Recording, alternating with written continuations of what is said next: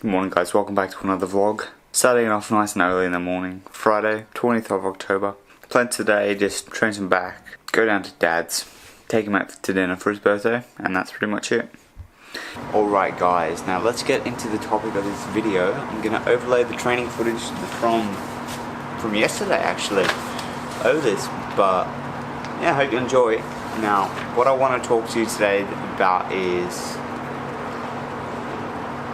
there really a post-workout anabolic window? The post-exercise period is widely considered the most critical part of nutrient timing, theoretically consuming the proper ratio of nutrients during this time not only initiates a rebuilding of damaged muscle and restoration of energy reserves, i.e.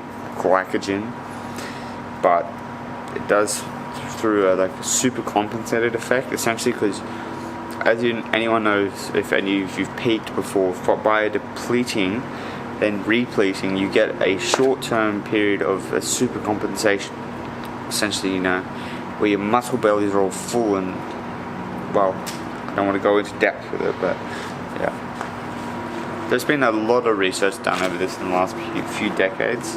A few points that they do obviously touch on, which are more of significance, like in terms of nutrition timing post-workout, is one of them is going to be your glycogen repletion. Glycogen is considered essential to optimal resistance training performance, and as much of 80% of ATP production, like during training, is derived from glycolysis. McIntyre demonstrated that a single set of elbow flexion at 80% of 1 rep max performed to muscular failure caused a 12% reduction in mixed muscle glycogen. That is just amazing. It's literally saying that 1 rep depleted your mixed muscle glycogen stores by 12% in this process. Given that muscle hypertrophy represents the difference between myofibrillar protein synthesis and proteolysis, a decrease in protein breakdown would conceivably enhance accretion of contractile proteins and thus facilitate greater hypertrophy.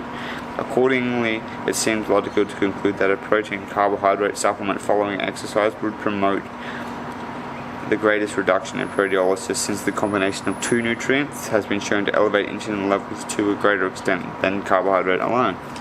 Perhaps the most touched part on post-workout nutrition is protein synthesis. Apparently it potentiates the increase in muscle protein synthesis.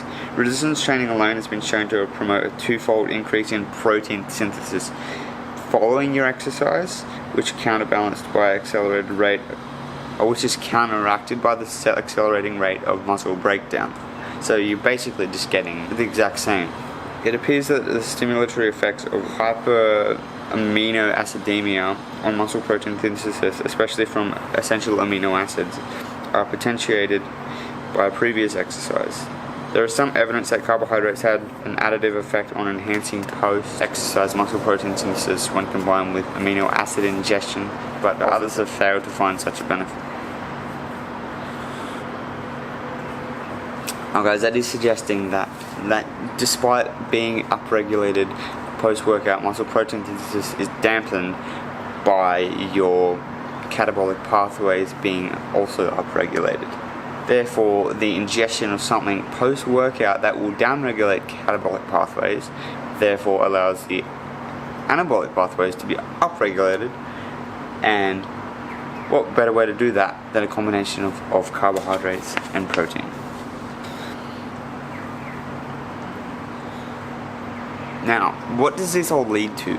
Obviously, we want to have some big overarching goal that is going to be leading from the consuming post-workout nutrition. Obviously, that's going to be your muscle hypertrophy. Now, a number of studies have directly investigated the long-term hypertrophic effects of post-exercise protein consumption. The results of these trials are curiously conflicting, seemingly because of varied study design and methodology. Moreover, a majority of studies employed pre- and post-workout supplementation, making it impossible to tease out the impact of consuming the nutrients after the exercise. Now, there was a lot of studies done My most favorite one, guys, was Cribbs and Hayes. In the Cribbs and Hayes study, it found a significant benefit to post-exercise protein consumption in 23 recreational male bodybuilders.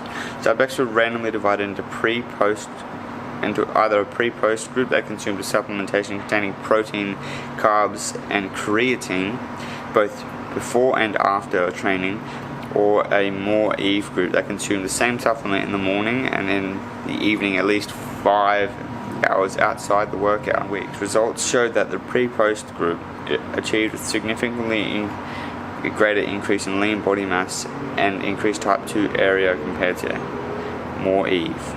Findings support the benefits of nutrient timing on training-induced muscular adaptations. The study was limited by the addition of the creatine monohydrate to the supplement, which may have this facilitated increased uptake following training. Moreover, the fact that the supplement was taken both pre and post confounds whether an anabolic window mediated results. As you guys, at the end of the day, what this is showing is it's not going to be such the impact of the post-workout nutrition. It's more so of both pre and post-workout nutrition that's going to be more of import. Now, if you're going into your training session completely fasted, I suggest taking a BCAA, an EAA, and maybe a carbohydrate during your training to kind of actually start that repletion process as it's happening, as you're being depleted. If you've eaten pre-workout around an hour or so, it makes sense to, top it up an hour or so afterwards, after the workout.